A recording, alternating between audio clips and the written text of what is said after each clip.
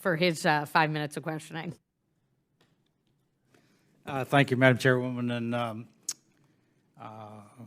Dr. Bullock, I'm going to give you the opportunity to boiler up and help me counter all this Michigan first stuff, if you will.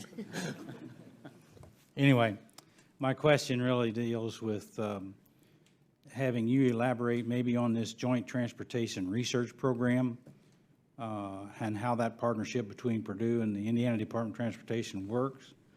And how's this program performance evaluated in your opinion? Because I'm going to have some additional questions to that is how does the collaboration offer greater opportunity and how important such collaboration can be to bring and address the emerging area of connect and autonomous vehicles. So pick out any one of those questions you'd like to elaborate, and especially those that are first over Michigan, if you will. So that. Well, I don't know. I think there's an immense amount of collaboration with the Joint Transportation Research Program, whether it be within Indiana or with peer states. And so the Joint Transportation Research Program is our vehicle that we use for managing the SPR research funds. And I would say joint because we go back 82 years, and we're building on the success of my predecessors. They've established strong dialogue between Purdue University and INDOT on two levels. I think we're very tightly engaged with not only the executive staff, but the folks that are doing the work. And sometimes it's the folks running the pothole patching, sometimes it's the engineers, sometimes it's a policy, sometimes it's the commissioner. And so that joint part is the critical. I think that they facilitate teamwork. In terms of evaluation, I was proud. I think it was Mr. Ness referred to some of the return on investment. Probably for the last 10 or 15 years, our executive staff has put a lot of pressure on us, good pressure, to demonstrate return on investment. I will tell you, we are not 100% successful in all of our projects. And so as he pointed out, there's a few winners that have some significant returns, but sometimes we learn the projects that don't work. And what doesn't work, sometimes learning not to do that is just as important as learning what to do. So I hope I've given you a reasonable, succinct description of a couple of those points.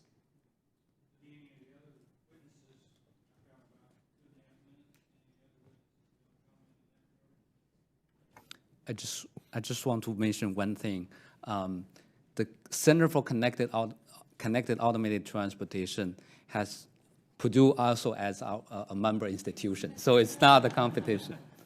It's a collaboration.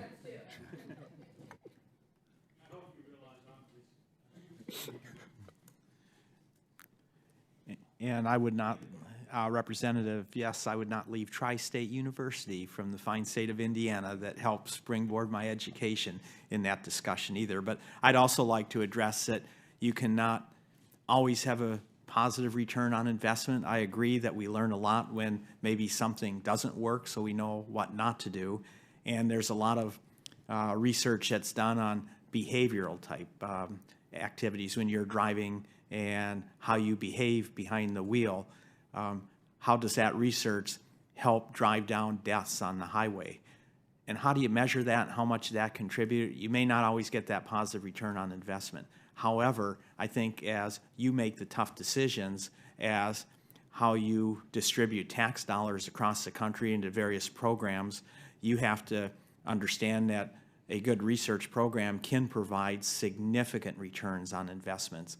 And if you can invest in new materials and innovative products, then you're able to spread your dollars that you have for construction that much further.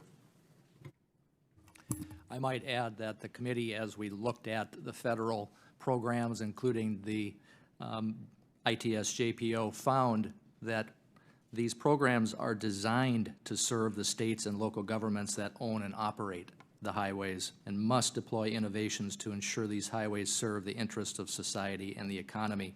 Our report notes that more than 80% of the FHWA's HRD, RD&T activities identify state DOTs as partners. So it's important to continue that partnership as demonstrated by FHWA and the programs that they implement today. Thank you, and my time is up, and I yield back.